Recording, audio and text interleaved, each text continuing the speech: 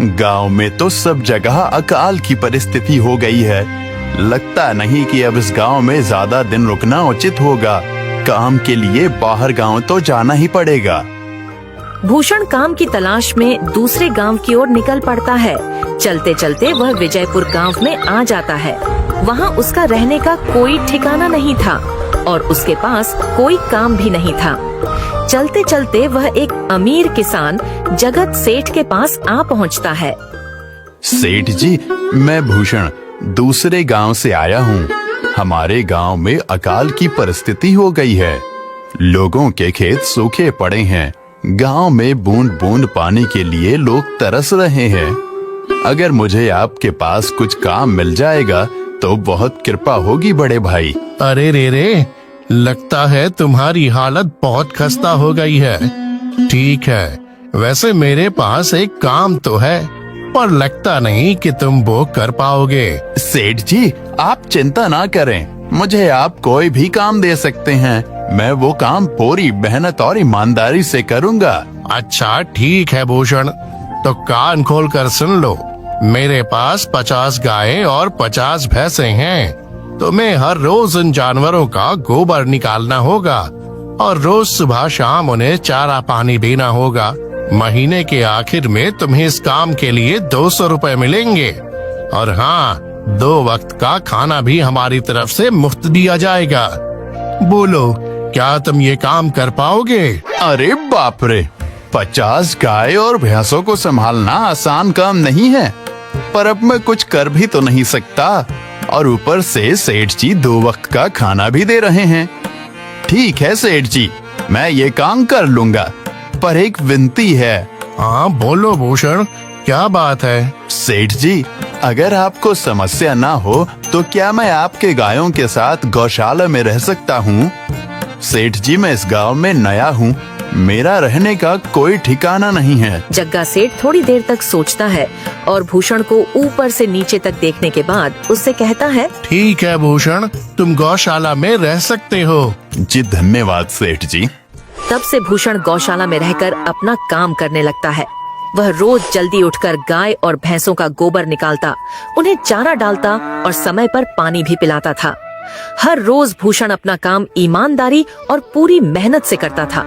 जगत सेठ को भी भूषण का काम बहुत पसंद आने लगा, क्योंकि वह अपना काम सफाई से करता था। एक दिन जगत सेठ भूषण को बुलाकर उससे बोलता है, भूषण, मुझे तुम्हारा काम बहुत पसंद आया है। तुम गाय और भैंसों का अच्छा ख्याल रख रहे हो, इसलिए दूध की गुणवत्ता भी बढ़ गई है और गायें पहले से ज्यादा दूध भी दे रही हैं। इसलिए मैं आज से तुम्हारी तनख्वाह बढ़ाकर पूरे 400 रुपए कर रहा हूँ। आपका बहुत बहुत धन्यवाद सेठ जी। कुछ दिन ऐसे ही बीतने लगते हैं। भूषण जगत सेठ के पास बहुत मेहनत और ईमानदारी से काम करता है। धीरे धीरे भूषण के पास अच्छा खासा रुपया जमा हो जाता है, जिससे वह अपने लिए छोटा सा रहने लायक एक कुटिया बनवा लेता है। उस गौशाला में सोकर तो नाक से गोबर की गंध अभी भी नहीं जा रही।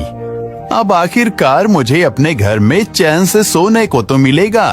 तब से भूषण जगत सेठ के पास गौशाला में काम करने आता और 2 वक्त का खाना खाकर अपने घर सोने के लिए चला जाता था। कई साल ऐसे ही बीत जाते हैं। भूषण की मेहनत के कारण उसके पास अच्छा खासा रुपया जमा हो जाता है। एक दिन भूषण जगत सेठ से बोलता है, सेठ जी, आजकल गांव में चोरी की समस्या बहुत बढ़ गई है और मेरे पास कुछ रुपए भी जमा हैं जो मैंने अपने घर में रखे हुए हैं, पर मुझे उन पैसों की चोरी की चिंता हो रही है। आपको तो पता है कि मैं दिन भर आपके पास ही काम करता हूँ और सिर्फ रात में ही घर सोने जाता हूँ, इसलिए मुझे रोज उन पैसों की चोरी की चिंता सताती है। हाँ भूषण, तुम बात तो बिल्कुल सही कह रहे हो। आए दिन गांव में नए नए चोरी के किस्से सामने आ रहे हैं और दिन भर तो तुम्हारा घर खाली ही रहता है, तो चोरी होने की संभावना तो जरूर है। जगत सेठ थोड़ी देर सोचता है और फिर भूषण से कहता है, देखो भूषण, ऐसे समय में तो गांव में एक ही जगह है जहां पर तुम्हारा धन सुरक्षित रह सकता है, और वो है जमींदार का घर। क्या जमींदार का घर? हाँ भूषण, इस गांव के जमींदार बहुत ईमानदार और दयालु हैं। ऐसा मैंने कुछ लोगों से सुना है और उनके घर पर बहुत सारे पहरेदार भी हैं, तो चोरी होने की संभावना बहुत कम है। तुम अपने पैसे उनके पास रख सकते हो। अच्छा, ऐसा है क्या सेठ जी? ठीक है, फिर आज ही मैं जमींदार जी से मिलकर बात करता हूँ और उन्हें अपनी समस्या बताता हूँ। उस दिन भूषण जमींदार जी के घर उनसे बात करने जाता है। हे टूडको, कहाँ अंदर आए जा रहे हो? वहीं रुक जाओ। जी, मुझे जमींदार जी से मिलना है। मुझे उनसे कुछ काम है। क्या काम है तुमको उनसे? मुझे जरा बताओ। जी, मुझे कुछ पैसे रखवाने थे उनके पास, यही काम के लिए आया था मैं। अच्छा ठीक है, तुम अंदर जा सकते हो। नमस्ते जमींदार जी, मैं भूषण जगत सेठ के यहाँ काम करता हूँ। कुछ साल पहले ही मैं दूसरे गांव से यहाँ आया हूँ। अच्छा भूषण, बोलो तुम्हारा क्या काम है मेरे पास? जमींदार जी, मैं सालों से जगत सेठ के पास काम कर रहा हूँ और मैंने कुछ रुपए भी जमा कर लिए हैं। पर बात यह है कि गांव में चोरी की समस्या बहुत बढ़ गई है, तो मुझे अपने रुपए घर में रखने से डर लग रहा है। अच्छा, कितने रुपए जमा किए हैं तुमने? जमींदार जी, यही कोई 5 से 6 हजार रुपए होंगे मेरे पास। वाह, ये तो बड़ी रकम है। मैंने आपकी ईमानदारी के बारे में लोगों से बहुत सुना है, इसलिए मैं अपनी रकम आपके पास कुछ वक्त के लिए रखने आया हूँ। हाँ भूषण, तुमने बिल्कुल सही सुना है। तुम्हारी रकम मेरे पास पूरी तरह से सुरक्षित रहेगी। तुम अब चिंता ही छोड़ दो, मैं सब देख लूंगा। भूषण अपने पैसों की थैली जमींदार को दे देता है। ये पूरे 5,800 रुपए हैं, आप गिनकर देख लीजिए। गिनने की क्या जरूरत है? तुम तो जगत सेठ के आदमी हो, मुझे तुम पर पूरा विश्वास है। जमींदार जी, आपका बहुत बहुत धन्यवाद। अब मुझे चोरों का कोई डर नहीं है, क्योंकि मेरे पैसे सुरक्षित हाथों में हैं। अरे भूषण, कोई बात नहीं, धन्यवाद तो मुझे बोलना चाहिए, जो तुम मेरे पास आए अपने रुपए रखने के लिए। भूषण अपने पैसे जमींदार को देकर अपने घर चला जाता है। हाँ भूषण, तुम्हारे पैसे मेरे हाथों में ही अच्छे लगते हैं। ऐसे ही भूषण ईमानदारी और मेहनत से जगत सेठ के यहाँ काम कर रहा था। देखते ही देखते 2 साल ऐसे ही बीत जाते हैं। एक दिन भूषण सोचता है, अब बहुत साल हो गए जगत सेठ के यहाँ काम करते हुए। वैसे सेठ जी तो बहुत अच्छे इंसान हैं, पर सोच रहा हूँ कि खुद की जमीन लेकर उस पर मेहनत करूँ, तभी मैं बड़ा आदमी बन सकता हूँ। अब जो मेरे पास थोड़े कुछ पैसे हैं और जो जमींदार के पास कुछ पैसे संभालने के लिए दिए हैं, वो जमा करके थोड़ी जमीन खरीद लूंगा। आज ही जमींदार से मिलने जाता हूँ और अपने रुपए मांगता हूँ। ये सोचकर भूषण जमींदार जी के घर चला जाता है। जमींदार जी, मैं अपने रुपए वापस लेने आया हूँ। आपके पास मैंने 5,800 रुपए दिए थे संभालने के लिए। अरे भाई साहब, मैंने पहचाना नहीं आपको, वैसे कौन हो आप? अरे जमींदार जी, मैं भूषण हूँ। पिछले साल मैंने आपको पैसे संभालने के लिए दिए थे, याद आया कुछ? अरे भाई साहब, मेरे पास कितने सारे लोग आते जाते हैं पैसे रखने के लिए, और सभी के साथ मेरा अच्छा व्यवहार होता है। वैसे आपके पास कोई कागजात हैं क्या? क्योंकि मैं हर व्यक्ति से कागज पर ही व्यवहार करता हूँ।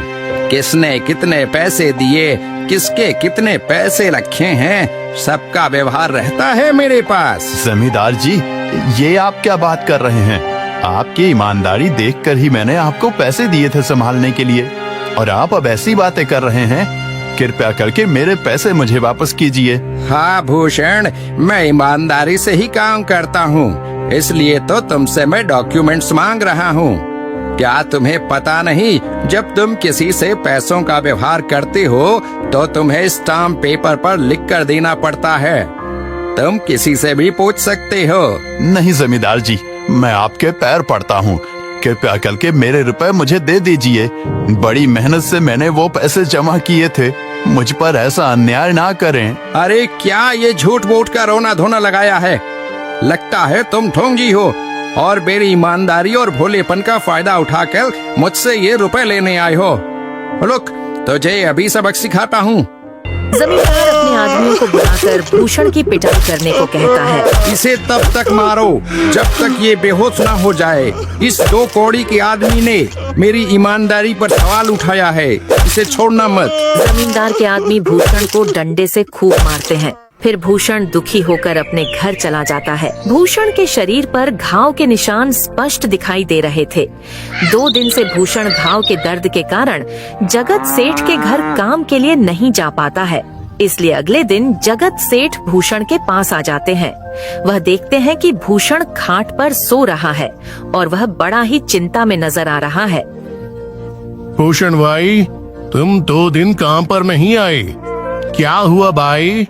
तबीयत ठीक है ना तुम्हारी? कुछ समस्या है क्या? अरे सेठ जी, आप खुद यहाँ आए हो। आप खबर भिजवाते तो मैं खुद चला आता। अरे भूषण, कोई बात नहीं, तुम्हें देखकर लगता है तुम बीमार हो। क्या हुआ है तुम्हें? जगत सेठ, क्या बताऊं, जिस जमींदार के पास पिछले साल मैंने अपने पैसे संभालने को दिए थे, वो आज मुझे पैसे वापस नहीं करना चाहता। वो बहुत लालची इंसान है, वो लोगों को ठग रहा है। और जब मैंने बाद में गिड़गिड़ाना शुरू किया तो उसने डंडे से मार मार कर मेरी पिटाई करवा दी और मुझे वहाँ से धक्के मार कर निकाल दिया। अरे बाप रे, ये तो बड़ा ही गंभीर विषय है। मैंने तो जमींदार के बारे में अच्छा ही सुना था और मुझे भी नहीं पता था कि वो इंसान इतना गिरा हुआ है। तभी मैं सोचूं हर साल उसकी संपत्ति इतनी ज्यादा कैसे बढ़ रही है। मुझे माफ कर दो भूषण, मैंने ही तुम्हें जमींदार के पास जाने को बोला था। गलती तो मेरी भी है। नहीं जगत सेठ, आप तो मेरा अच्छा ही सोच रहे थे। ये तो उस जमींदार का लालच है। अब लगता नहीं मेरे पैसे उस जमींदार से वापस मिलेंगे भी। भूषण, मेरे पास एक तरकीब है जिससे मैं तुम्हारे पैसे तुम्हें वापस दिला सकता हूँ। जगत सेठ भूषण के कान में सारी तरकीब बताता है। ठीक है सेठ जी, हे ऊपर वाले, ये तरकीब कामयाब होने दीजिए। अगले दिन जगत सेठ बहुत सारे पैसों को एक सूटकेस में भरकर खुद जमींदार के घर जाता है। अरे जगत सेठ, आज आप खुद यहाँ? बोलो भाई, इस गरीब के घर कैसे आना हुआ? हमारा तो ये सौभाग्य है कि आप जैसे धनी आदमी के चरण हमारे घर में लगे हैं। नमस्ते जमींदार जी। अरे जमींदार जी, आप तो मुझे अब लज्जित कर रहे हैं। वैसे मैं कुछ महीनों के लिए दूसरे राज्य में व्यापार करने जा रहा हूँ। मैं ये लगभग 50,000 रुपए लाया हूँ। मुझे डर है कि कहीं ये चोरी ना हो जाए। क्या आप मेरे सारे पैसे अपने पास संभाल कर रख सकते हैं? आपके सिवाय इस गांव में और किसी पर भरोसा नहीं कर सकता। अरे जगत सेठ, ये भी कोई पूछने की बात है? मेरे पास आपके पैसे बिल्कुल सुरक्षित रहेंगे। आप निश्चित होकर व्यापार करने जा सकते हैं। इस बार तो बड़ी मछली हाथ लगी है। बार बार ऐसा मौका नहीं मिलता। भारी माल हाथ में लगने वाला है। तभी वहाँ पर भूषण आ जाता है। अरे भूषण, तुम? अच्छा हुआ तुम आ गए। मैं तुम्हारे पास ही आने वाला था। मुझे माफ करना, उस दिन तुम्हें पहचान नहीं पाया। इतने सारे लोग मेरे पास आते हैं तो जरा परेशानी होती है, पर मैं अपनी बातों का बड़ा पक्का हूँ। हाँ रुको, मैं तुम्हारे सारे पैसे अभी देता हूँ। जमींदार भूषण के सारे पैसे उसे लौटा देता है। माफ करना भूषण, मेरे आदमियों ने तुम्हारे साथ उस दिन बदतमीजी की। मैं आज ही उनको काम से निकालता हूँ। भूषण बिना कुछ बोले वहाँ से चला जाता है। अरे क्या बात है जमींदार जी, आप तो अपने बातों के बहुत पक्के हैं। तो ठीक है, मैं अपने सारे पैसे आपके पास रख सकता हूँ। जगत सेठ इतना बोल ही रहा था कि तभी वहाँ जगत सेठ का नौकर आ जाता है। मालिक, अब आपको बाहर के राज्य में जाने की कोई जरूरत नहीं है। अभी अभी व्यापारियों का संदेश आया है और उसने कहा कि वो खुद हमारे गांव आ रहे हैं। अरे ये तो बहुत बढ़िया बात हुई। अब मुझे इतनी दूर नहीं जाना पड़ेगा।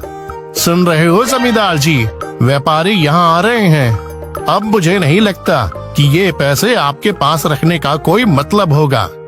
चलो, आपका बहुत बहुत धन्यवाद। आपने इतनी ईमानदारी दिखाई मुझे। हाँ, पर अगली बार जरूर आपके पास ही आऊंगा। ऐसा बोलकर जगत सेठ और उसका नौकर वहाँ से अपने पैसे लेकर चले जाते हैं। धत तेरी की, ये क्या हो गया? ये 50,000 तो चले गए और जो भूषण के 5,800 रुपए हड़प लिए थे वो भी चले गए। आपका बहुत बहुत धन्यवाद सेठ जी। अगर आज आप ना होते तो मेरी सारी जमा पूंजी वो जमींदार हड़प लेता। भूषण, कोई बात नहीं। जो व्यक्ति मेहनत और ईमानदारी से कमाता है, ऊपर वाले उसका कभी बुरा नहीं होने देते, और जो हराम की कमाई का खाता है उसका कभी अच्छा नहीं होने देते।